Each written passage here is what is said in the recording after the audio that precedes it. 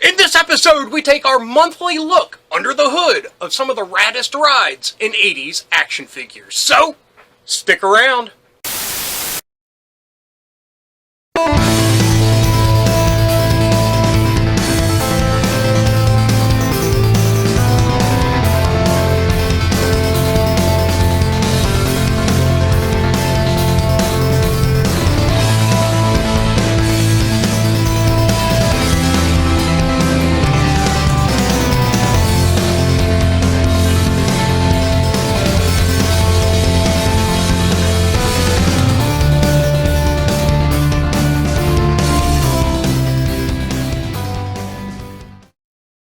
Hello, fellow dorks and dorkettes, and welcome to Nostalgia Syndrome.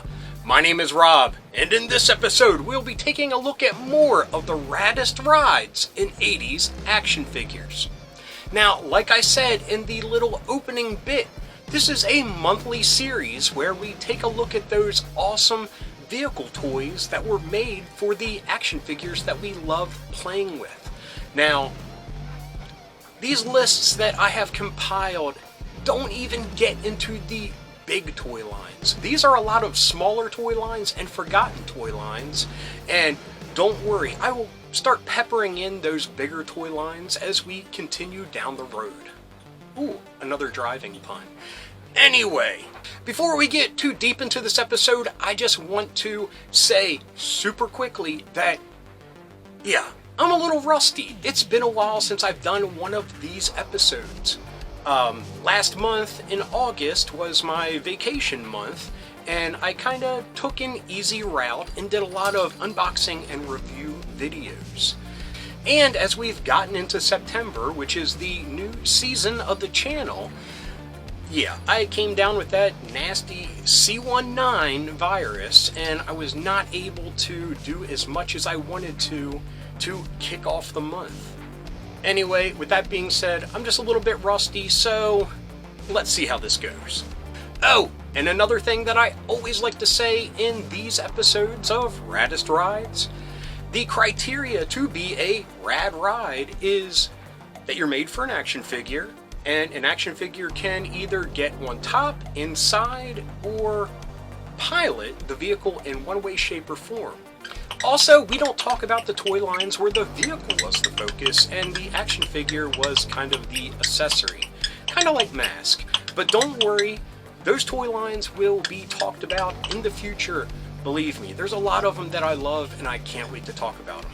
But with all that being said, all that stuff out of the way, let's get to number one.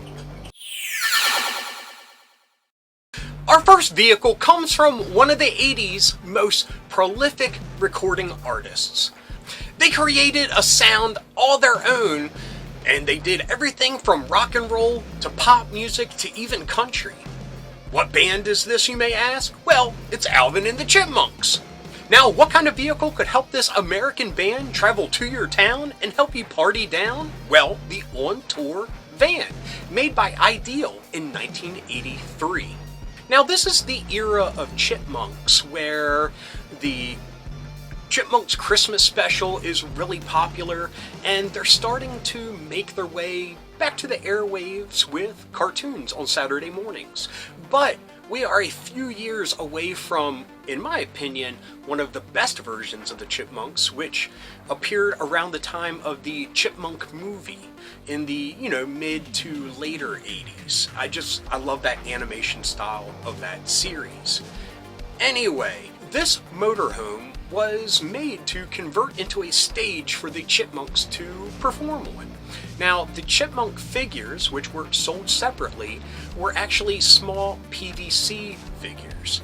And yes, these aren't action figures per se, but the van did come with an action figure, and that action figure was an 8-inch David Seville. Now, this figure was pretty cool. I mean, like I said, it's 8 inches, so that's a pretty big figure compared to the small PVC figures of the Chipmunks, which I guess that's pretty much to scale.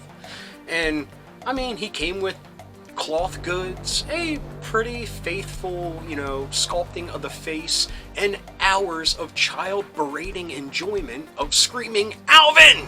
which you had to provide.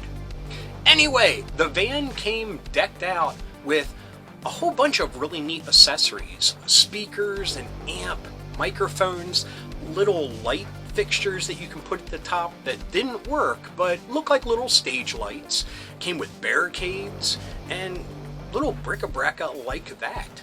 Now, the stage itself was just cardboard, and it would fold down, and you had to add little plastic legs to it. But on the other side of that, another sheet of cardboard which had the Chipmunks and their logo all in lights. And on the inside, for the motorhome portion, it's decked out with all the coolest things that teenage chipmunks would want to play with. Soccer balls, guitars, a makeup mirror with lights and stuff. It had shelves, all nicely printed in very vivid colors. This cardboard work, very well printed like I said, did a great job at keeping the price point very low for this on-tour van, as it retailed from anywhere between $10 to $14. That's a really solid price for a pretty big vehicle that came with an 8-inch action figure with cloth goods. I mean, yes, it's David Seville, and he even came with a director's chair, I just want to add, but, I mean, he could fit into practically any toy line at that time other than his scale. I mean, 8 inches, that's pretty drastic for most of the toy lines out on the market at the time. Either way, I was a really huge Chipmunks fan as a kid. Not their first, version that really hit the stardom. The ones in the 80s, I enjoyed all the different cartoons and all the different toys I really wanted. I do remember this on the market, and I remember those little PVC figures. So, what would something like this set you back today? Well, anywhere from $40 to $100 from what I've seen. So, yeah, they're out there, and surprisingly, that cardboard has held up immaculately well for how many decades have passed. And it's just cardboard. You wouldn't expect that to hold up, but yeah, you'd be impressed with what you could find out there. Our next vehicle comes from a toy line that I talked about briefly in a Plastic Ghosts episode where we talked about military toys, and that is the Men of Metal's Armored Transport. Released by Mattel in 1988, Men of Metal were really small action figures that came with medals that you could wear, and the little figure could sit in them. Now, the Armored Transport is a really nice looking vehicle, but what it truly is a carrying case. It touts on the box that it can carry 14 of the action figures and 6 of the medals. Now, this is a really nice vehicle with a really neat function of being a carrying case. I mean, carrying cases were really all the rage at one time, and it's really sad to see that it has disappeared over the years. I mean, to be honest, there's not that many action figure toy lines surviving nowadays, but really miss the really imaginative carrying cases that they used to make in the 80s, and I think dabbled a bit in the 90s. Anyway, this vehicle doesn't really have a lot of bells and whistles. It has some, gun turrets on the top.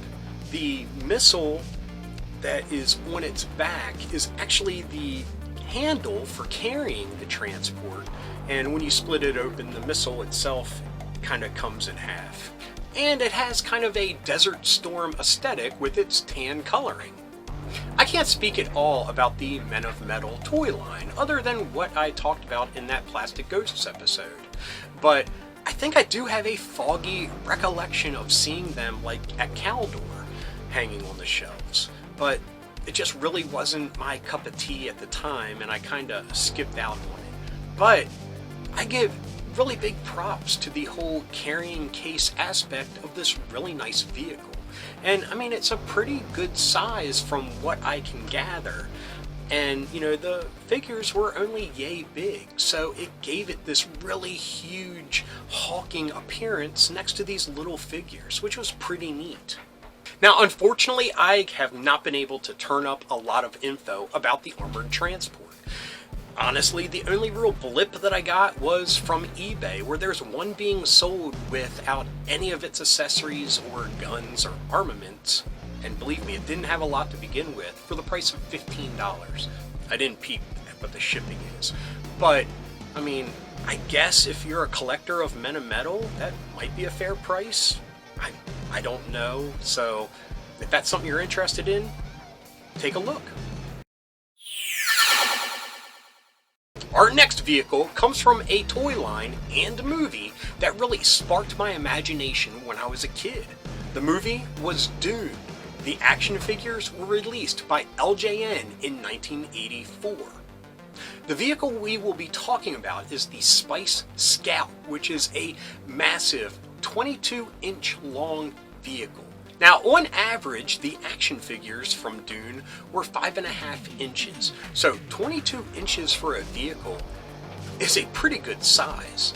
Now, the only real features that this vehicle has, other than the awesome design aesthetics of the movie, is that it kind of pivoted in the middle and you could steer it, as the box says. Now, the central ball in the middle was the cockpit, where any one of your Dune action figures could get into it, or any of your other action figures if you wanted. I mean, yes, this was made specifically for Dune, but the awesome design of the movie coming through in this really huge toy, it just looks fantastic. I mean, yeah, this could be something you could plop on Eternia. I mean, I don't know if you could get the big muscly Masters of the Universe figures in the ball, but why not? This would look cool as a, Eternian hero vehicle or a villain vehicle. Heck, that cockpit is the perfect size to put probably 2 G.I. Joes in there, and I mean, they could, of course, it was a few years later, but that looks like something, Cobra Law Forces would drive with its, chitinous armor-looking, design. Now, another one of the most awesome features of this vehicle that helped it have a swivel steering action feature, if you will, was the large wheel that was on the back. Now, I've never been able to play with an actual Dune figure or vehicle, which honestly I think they only produced this vehicle as the only Dune vehicle, but I can't tell if it is a rubber wheel or a plastic wheel. If that thing is rubber, that would be awesome. Anyway, the only real, I think, drawback to the vehicle itself is the action cockpit, as it's called, only has room for one person. I mean, with a 22-inch vehicle, you would think that they could spare for another seat within the cockpit, or like a back-to-back seat feature. I don't know, just something. But, I mean, that's a massively huge toy, and unfortunately it was made for a really failed toy line. I mean, I loved the movie as a kid. I haven't seen it in many years. And I mean, I remember seeing the action figures at Montgomery Ward before even seeing the movie and just being enthralled by what the heck it was. Because at the time, I hadn't seen action figures like that ever. So it was really, yeah, like I said, it got my imagination going. With all that being said, a lot of people say that there are no real collectors of this toy line out there. But if that were the case, I don't think people would be charging as much as they do for the figures and this vehicle on eBay. Because from what I can see, yeah, one without a box still goes for over $100. And unfortunately, with what little bit of research I've done, I don't know what the original price of this vehicle was, but I could imagine it could probably be a little bit pricey because of the size. But things back then were crazy as we've looked at some of the G.I. Joe vehicle prices. Anyway, on to the next one. Our next vehicle is actually a twofer because we will be discussing two vehicles that are made almost identical. One for the good guys, one for the bad guys. The toy line was Defenders of the Earth, made by Galoob in 1986. Now, I was a huge fan of the cartoon when it aired as repeats while I was in high school. I believe they were like on the Sci-Fi Channel early in the morning before I made my way to school. That was where I really became familiar with the cartoon and I really loved it. Unfortunately, I missed out on its first incarnation, and I think a lot of other people may have as well. Anyway, the vehicles that we will be talking about are both called sword ships. We have, of course, one for Ming's forces and one for Flash's Defenders of the Earth forces. Now, we'll begin by talking about the differences between the two ships, which there aren't many. The good guy ship was blue, and they both had an opening cockpit to put one of your Defenders of the Earth figures into, but Flash's ship is more streamlined and doesn't offer a lot of extra flair to it. Now, the Ming ship was also called the Gyrax, however you want to pronounce it, sword ship, had a lot of extra embellishments, fins and wings and things like that. I guess, extra things like that make you more evil. I don't know. I think the bad guy ship looks a lot cooler, and it's in purple, which really stands out. Anyway, other than having a opening cockpit to put your action figures, the only other real feature of the sword ship was the fact that it could become a sword. It had a telescoping soft blade, and when you're not traversing the galaxy with your characters, you can beat the crap out of each other. So that's kind of a win-win. That's a really neat vehicle when you think about it. I love the taglines on the box. Let me say it real quick. That on the Flash ship, it says it's a blazing spaceship that can turn into a sword. But on the Gyrax ship, it says it's a raging rocket ship ready to transform into a sword. Just between those two, I want the raging rocket ship, but that could just be me. Now again, I can't find a lot of price info online for what this originally sold for. And I have to say, I really regret not getting any of these action figures when they came out originally. It's really cool to see that NECA has released a Defenders of the Earth line, and the figures look amazing, but I just have a hard time dropping $30 for an action figure at any given time because, all the characters were cool. So, I wouldn't know where to start or stop with this toy line because they all look great. Now, our last entry in this episode comes from a toy line that I absolutely loved when I was a kid. Looking back at it, I can't... it's not one of those names that instantly pops up in my memory, but when I do sit down and think about it, I'm really taken aback by how much I enjoyed these toys and how much I really went out of my way to collect certain ones. The toy line was Rambo, released by Coleco in 1985. Now, the vehicle that we're talking about comes from the forces of Savage, and it is the Savage Strike Cycle. I think everything Savage did had Strike afterwards. Savage Strike Outpost, Savage Strike Moped, what have you. Anyway, this awesome trike motorcycle comes with detachable Uzis on the side that you could give to any of your Rambo action figures. It also had some, rockets that you could fire off the side, but the biggest and most awesome thing that it had was a standing turret on the back with a Gatling gun. And believe me, if you were a kid and saw Predator back in the day, Gatling guns were the coolest thing ever. So to get one for your Rambo action figures, oh, that would have been perfect. I never got the strike cycle, but believe me, I would have had hours of enjoyment with that Gatling gun by itself.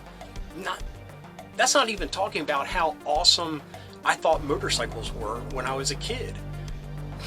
Not so much anymore because I know I'm a big clumsy oaf. But when I was a kid, yeah, I had daydreams. Every time I was behind the handlebars of my Huffy going up and down the street, yeah, I was pretending I was on a motorcycle. And look, here's a cat. When this first came out, it sold for about $15 or so, and that's a real fair price considering the size, because the Rambo figures were pretty big. And yes, it didn't have a lot of bells and whistles, but the, like machine guns that you can take off of the side and that Gatling gun, that was all you really needed, on top of having an awesome trike motorcycle. Of course, I am really surprised at what the secondary market is for Rambo action figures and their vehicles and accessories.